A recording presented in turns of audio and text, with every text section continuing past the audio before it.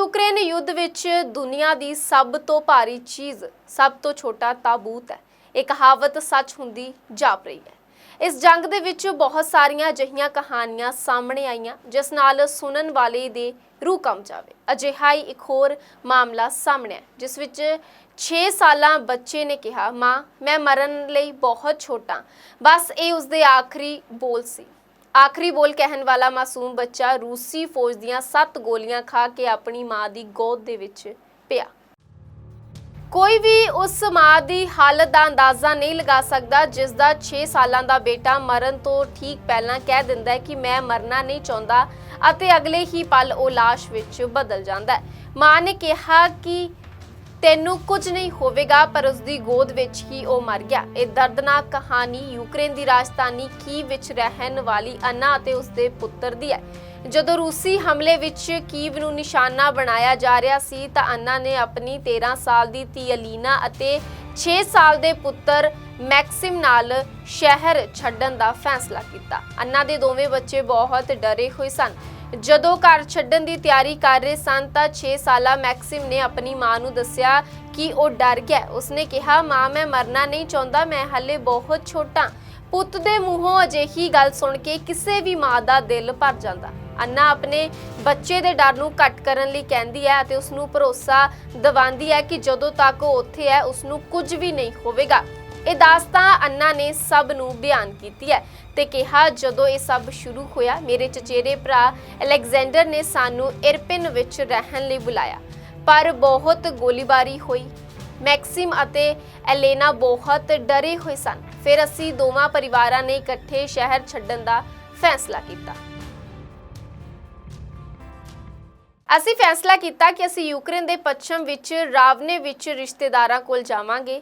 ਅਸੀਂ सारे कार राही जा रहे सी। सारे बच्चे कार दी पिछली सीट ते सन अते मैक्सिम मेरी गोद च सी। ਅਸੀਂ 2 यूक्रेनी फौजी चौंकियां चों लंघे सी। फिर जिवें ही साडी कार अगे वधी तां गोलीबारी शुरू हो गई। अलेक्जेंडर गड्डी चला रहा सी। गोलीबारी च उसकी मौत हो गई। उसकी पत्नी नतालिया नू घट्टो घट्ट 10 गोलियां लगियां। मेरे कांधे कोल सिर दे विच गोली लगी।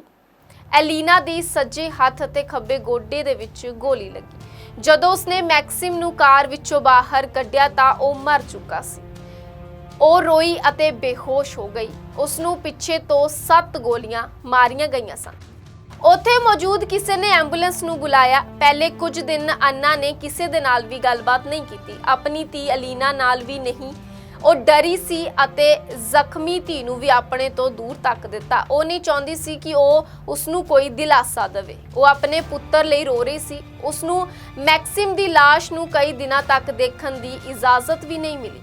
उसने उसनू आखिरी बार मुर्दा घर दे विच देखिया अते उसदी लाश दी पहचान दे लई उसनू बुलाया गया सी। उसनू सर्जरी दे लई लेव दे हस्पताल दे विच तब्दील कीता गया सी। जदों मैक्सिम नू दफनाया गया तां उसदा इलाज चल रहा सी।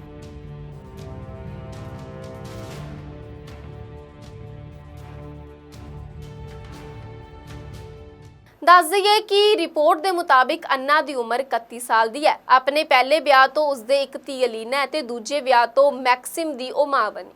वो अपने दोवां बच्चियां नाल कीव विच एक बहुत ही छोटे फ्लैट विच रह रही सी। पैसे की तंगी सी, इसलिए घर चलाउण लई वो 2 ਵੱਖ-ਵੱਖ ਥਾਵਾਂ ते सफाई का काम करती सी। शायद अजिहे माहौल विच वड्डा होण करके मैक्सिम इन्नी छोटी उम्र दे विच भी काफ़ी वड्डियां गल्लां करदा सी। बेटे नू याद करदियां अन्ना कहती है कि वह सिर्फ 6 साल का सी, पर समझदार व्यक्ति वांग व्यवहार करता सी। और जदों भी संभव हो सके अपनी मां यानी अन्ना की मदद करने की कोशिश करता सी। बर्तन धोना, कमरा साफ करना तो लैके अपना होमवर्क खुद करना, और सारे काम आप करता सी। अन्ना ने कहा, मेरे बेटे नू मेरे पहले पति ने दफनाया। मैक्सिम के पिता ने मेरे किसी भी मैसेज का कोई भी जवाब नहीं दिता।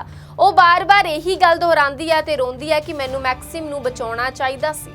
उसकी मां होने के नाते उसनू बचाउणा मेरी जिम्मेवारी सी, पर मैं असफल रही। मेरे कोल हुण कुछ भी नहीं बचिया।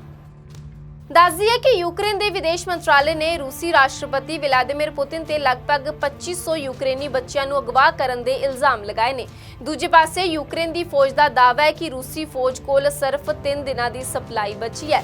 यूनिसेफ ने दावा किया है कि हुण तक 15 लाख यूक्रेनी बच्चे बेघर हो चुके हैं। हर सेकेंड एक बच्चा शरणार्थी बनने लई मजबूर है। रूस के हमले च हुण तक 112 बच्चों की मौत हो चुकी है। पर यह सब जो भी हो रहा है, जित हार जिसकी मर्जी होवे, पर यह इतिहास बच्चों ते मासूमां दे खून दे नाल लथपथ है। ब्यूरो रिपोर्ट, हमदर्द टीवी।